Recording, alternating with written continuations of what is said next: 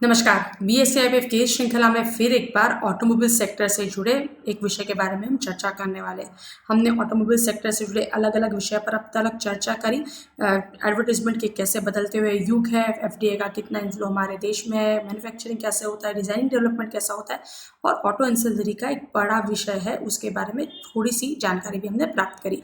ये पूरे विषय की एक अलग प्लेलिस्ट हमने यूट्यूब चैनल पर बनाई है। जो निवेशक इसके बारे में विस्तृत जानकारी प्राप्त करना चाहते हैं वो यूट्यूब चैनल पर जाकर वो एक अलग प्लेलिस्ट समझ सकते हैं। किसी भी निवेशक को सेक्टर के बारे में समझना बहुत ज़रूरी होता है, क्योंकि वही उसे अपने निवेश के बारे में एक निर्णय लेने के लिए दिशा ज़रूर देता है। ये सारे सत्र आप तक बीएससीआईबीएफ और सेबी लेकर आ रहा है, तो उन्हें भी धन्यवाद बोलना मत भूलिएगा। जब ऑटो एंसिलरी की बात आ रही थी तो ऑटो एंसिलरी में हमने पिछले सत्र में टायर के बारे में जाना कि टायर का मार्केट कैसा है, उसका कंपोजिशन कैसा है और हमारे देश में कौन से टायर बिकते हैं। सो हमारे यहाँ पर जितने भी टायर बिकते हैं उसमें हम तो खुद डोमेस्टिक मैन्युफैक्चरर्स मैन्युफैक्चर करते ही करते हैं, लेकिन साथ ही साथ बड़े पैमाने पर हम टायर इंपोर्ट भी करते हैं। सो जो टायर इंपोर्ट कर रहे थे तो हमें कंपटीशन मिल रही थी, उसकी वजह से हमने रिसर्च एंड डेवलपमेंट पर काम ज़रूर किया है, लेकिन फिर थोड़ा से हमारे डोमेस्टिक प्लेयर्स को बढ़ावा देने के लिए सरकार ने कुछ कदम उठाए नहीं उठाए ये समझने के प्रयास करेंगे।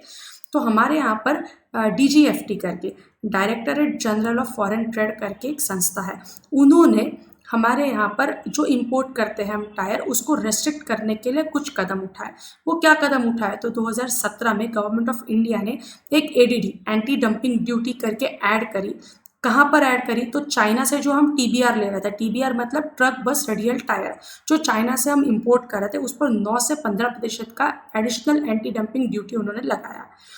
ये 2017 में लगाया। फिर दो साल वैसे ही गए, चीज़ें बदल रही थी। 2019 में एक काउंटर वेलिंग ड्यूटी, सीवीडी जिसको कहते हैं, वो उन्होंने एडिशनल लगाई।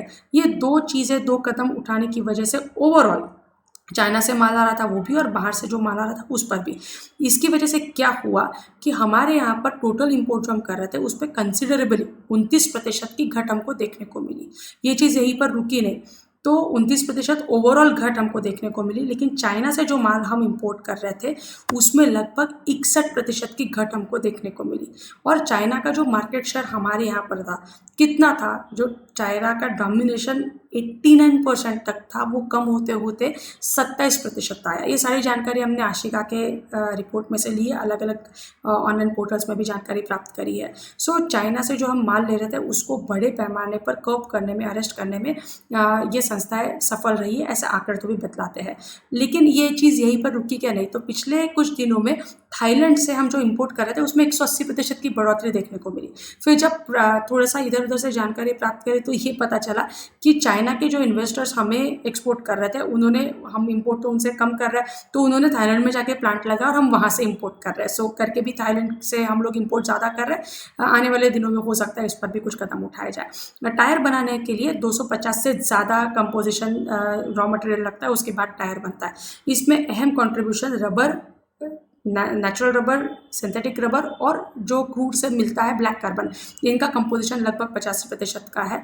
और क्योंकि रबर के भाव भी कम है और क्रूड के भी भाव कम है, रबर का कंट्रीब्यूशन जो टायर बनता है उसमें 50% का लगभग होता है। सो रबर के भी भाव कम है, क्रूड के भी भाव कम है, इसकी वजह से शायद टायर इंडस्ट्री को एक बढ़ोतरी मिले और डीजीएफटी भी अच्छे कदम उठा रहा है ताकि डोमेस्टिक टायर मैन्युफैक्चरर को एक बूस्ट मिले। हो सकता है आने वाले दिनों में टायर के लिए अच्छे दिन, एक अच्छा समय देखने को मिले। आज हम यहीं पर रुकेंगे। आपको हमारे सत्र पसंद आ रहे इसके लिए बहुत बहुत धन्यवाद। यही विषय इंग्लिश और मराठी में भी उपलब्ध है। कमेंट सेक्शन में जाकर आपका नाम और ईमेल एड्रेस जरूर लिखिएगा। Thank you.